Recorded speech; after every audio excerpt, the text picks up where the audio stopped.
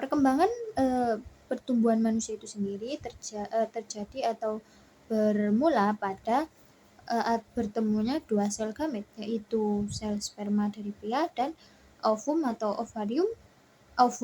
sel telur dari wanita. Nah, mereka itu dipertemukan di tuba falopi, di mana alat reproduksi wanita. Nah, si ovum ini tadi itu dibuat atau diproduksi oleh ovarium atau indung telur kita, yang mana dia itu sudah tersiklus biasanya 1 bulan sekali. Nah, pertemuan ini juga tidak semena-mena mereka bertemu gitu aja loh. Dia itu merupakan, suatu proses yang sangat biologis dan juga terorganisir. Nah, si perkembangan ini juga ada beberapa tahap.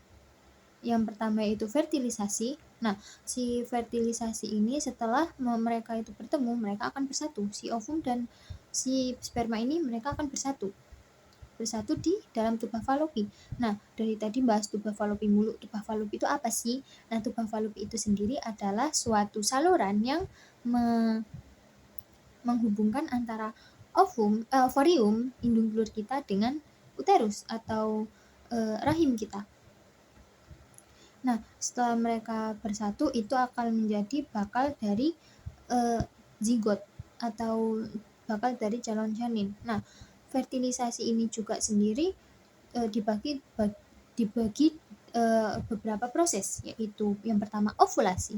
Nah, ovulasi itu apa sih? Ovulasi itu masa di mana si ovarium kita atau indung telur kita itu melepaskan ovum atau sel telur yang sudah matang dan siap dibuahi ke tuba falopi.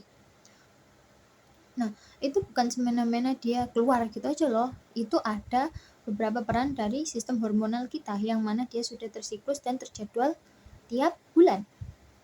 Tiap bulan sekali maksudnya. Nah, apa aja sih hormon-hormonnya? Hormon-hormonnya itu sendiri yang pertama ada FSH atau follicle stimulating hormone dan LH atau luteinizing hormone. Nah, apa gunanya FSH itu, Kak? Nah, FSH itu sendiri gunanya untuk menumbuhkan atau merangsang pertumbuhan folikel-folikel pada ovarium. Nah, jadi dia itu seperti mematangkan atau melakukan pertumbuhan pada ovarium kita, sel-sel telur kita. Lalu setelah matang, nah si LH ini dia datang dan tugasnya itu melepas folikel-folikel atau sel-sel telur yang sudah matang ke tuba falopi. Nah, pastinya dong ada mekanisme hormonalnya. Nah, selain si LH FSH ini kan pastinya ada pemicu dong, dari mana sih LH dan FSH ini datang gitu kan. Nah, LH dan FSH ini datang awalnya dari dimana si hormon GnRH atau gonadotropin releasing hormone itu mengalami sekresi dan dia merangsang hipotalamus kita untuk memproduksi si dua hormon tadi, yaitu LH dan FSH. Nah, mereka itu diproduksi dan dikeluarkan oleh hipofisis anterior kita. Nah, selain itu ada juga fungsi LH selain melepas, dia juga memecah folikel-folikel dan juga melepasnya juga. Nah, LH itu tidak sendirian, dia juga ditemani atau dibantu oleh prostaglandin. Prostaglandin juga fungsinya untuk memecah folikel-folikel. Nah, lalu setelah ovulasi ada juga yang namanya konsepsi. For your information nih, untuk berlangsung lancarnya pembuahan ini tadi supaya kayak jadi gitu, dua pasangan itu bisa melakukan hubungan intim pada masa ovulasi, yang mana biasanya itu terjadi 14 hari waktu masa pertama mens. Lalu setelah si sperma ini tadi udah masuk kan ke ovum, dia perjuangannya nggak sampai di situ loh. Nah, si sperma ini harus bisa bertahan hidup di mana lingkungan vagina kita kan secara asam. Nah, si sperma ini basah gitu. Nah, si sperma ini bagaimana caranya dia tetap hidup di pH asam vagina, yang mana kita tahu pH kita itu pH asam vagina, yang mana kita tahu pH vagina kita itu asam dan pH-nya bisa mencapai 3,5 sampai 4,5. Lalu dia juga harus menembus membran-membran sel yang lainnya. Dan juga di konsepsi ini ada step lagi yang namanya kapasitasi sperma. Nah, sebelum si sperma ini tadi siap membuahi si ovum ini tadi, nah dia itu harus melakukan yang namanya kapasitasi. Apa sih kapasitasi itu, Kak? Kapasitasi sperma itu dilakukan oleh sperma di mana dia melakukan perubahan pada strukturalnya secara fisiokimia. Yang mana itu akan menyiapkan dia untuk melakukan penetrasi pada pelusida ovum kita. Lalu ada yang selanjutnya yaitu masa nidasi atau masa implantasi. Jadi ini step kedua setelah fertilisasi. Nah, setelah hasil dari fertilisasi ini terbentuk atau bisa dinamakan zigot. Nah, si zigot ini atau zigot ini tadi itu akan turun dari tuba Fallopi kita atau corong atau saluran itu tadi ke si uterus. Nah, biasanya itu terjadi pada kisaran 6 sampai 12 hari setelah pembuahan. Nah, setelah dia turun, pasti dong akan ada yang namanya penempelan atau implantasi yang tepatnya pada dinding rahim kita di endometrium. Nah, sebelum itu juga endometrium sudah mempersiapkan dirinya supaya dindingnya ini tadi itu kaya akan nutrisi yang mana nanti akan bermanfaat dan mempercepat atau bermanfaat untuk penempelan si zigotnya ini tadi. Nah, sebelum nempel, si zigot ini tadi sudah bertransformasi menjadi yang namanya tropoblas. Nah, setelah menempel, ia akan pasti dong ada akibat dari penempelan ini atau implantasi ini, yang mana itu disebut dengan tanda Hartmann. Nah, apa tanda Hartmann itu, Kak? Tanda Hartmann itu adalah pendarahan atau flek yang dialami oleh wanita hamil awal-awal hamil. Itu terjadi sebelum masa menstruasi. Jadi kayak sebelum hari H kita menstruasi gitu. Nah, apa tanda-tandanya, Kak? Tanda-tandanya itu yang awal yaitu pasti adanya perdarahan kecil. Nah, dia itu hanya long last atau bertahan sampai 1 sampai 3 hari saja. Dan warnanya itu pink atau merah muda dan coklat muda. Lalu dia itu ada tanda kram, cuman kramnya tidak sesakit pada saat menstruasi. Lalu si tropoblas ini tadi dia akan mendiferensiasi dirinya atau bertransformasi menjadi beberapa bagian lagi, yang mana ada ektoderm atau lapisan luar, dan mesoderm lapisan tengah, dan endoderm lapisan dalam. Ada juga amnion, lapisan amnion yang mana dia itu adalah kantung air ketuban kita. Lalu ada yolk sac atau lapisan kantung kuning yang mana dia akan kayak nutrisi, dan itu menjadi bakal nutrisi pertama untuk embrio ini tadi. Nah,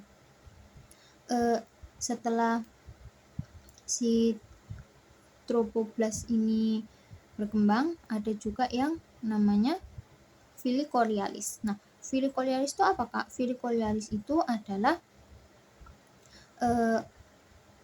part dari yang namanya blastula. Nah, si tropoblas ini tadi itu bertumbuh menjadi blastula. Nah, si blastula ini tadilah yang mana akan bakal menjadi calon plasenta. Lalu di blastula itu ada namanya filicorialis. Nah, filicorialis itu sendiri itu berfungsi untuk pembentuk atau pembuat plasenta. Jadi dia itu struktur terbesar pembentuk plasenta. Lalu ada lagi step atau masa setelah hasil konsepsi. Jadi setelah perkembangan hasil konsepsi. Nah, setelah berkembang si blastula tadi akan berkembang menjadi morula.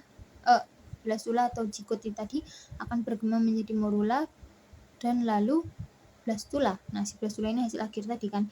Nah, lalu pada tahap awalnya inilah dia transformasi, dan pada minggu kedua si embrio ini tadi akan berubah atau membentuk 3 lapisan, yang mana tadi ada ektoderm, mesoderm, dan endoderm. Lalu pada minggu ke 4 dan 6 si embrio ini tadi itu akan membuat atau mereproduksi organ yang mana itu bernama organogenesis. Lalu pada minggu ke-8 dia sudah mulai mempunyai organ-organ lainnya seperti mata, mulut, hidung, lalu ekstremitas lainnya. Lalu pada minggu ke-12 si embrio ini tadi sudah mulai melakukan gerakan-gerakan kecil seperti buka-buka mulut, dan juga pada masa ini sistem genitalia dan pencernaan dia juga sudah mulai bertumbuh. Pada usia ke-16 dia sudah mulai melakukan pergerakan-pergerakan atau yang namanya quickening. Pada usia 24 minggu si janin ini tadi sudah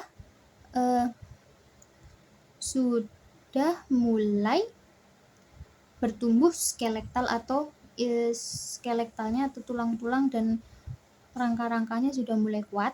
Lalu pada usia 28 minggu dia sudah paru-paru si janin tadi sudah mulai terbentuk dan matang dan akan memproduksi cairan, yang mana cairan ini nanti fungsinya untuk melatih si bayi tadi untuk berlatihan bernapas sebelum dilahirkan.